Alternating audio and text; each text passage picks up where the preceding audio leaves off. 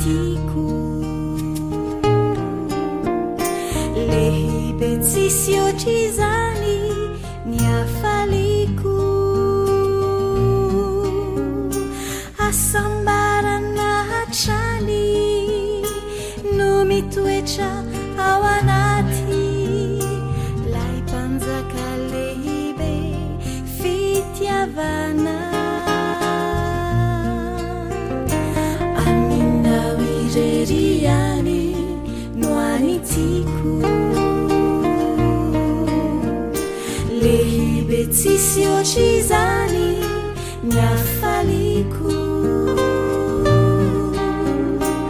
asambarana hatrany no mitoetra ao anaty lay mpanjaka lehibe fitiavana raisole ny tenako hoanao ny fiainako efa fantatra ho ane ilay fo mitsotrare aza lavinao ratoa sitraka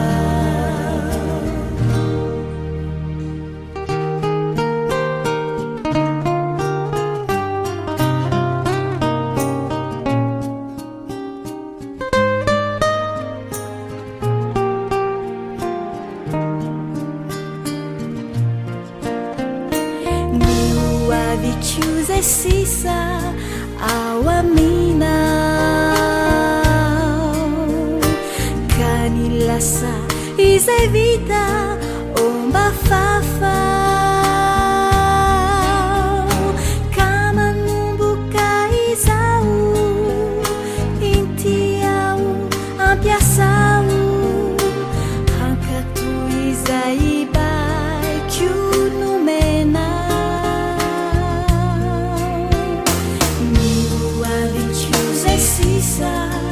ao aminao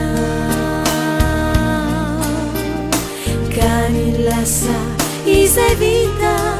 omba fafao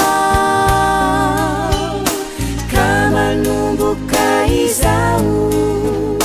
intiao ampiasao hankato izay baikio nomena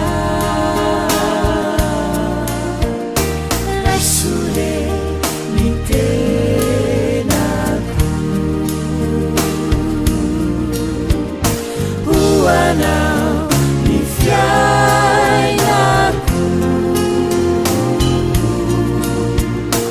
efa fantatra ho ane ilay fo mitsotrare aza lavinao ratoa sitraka raisole ny tenako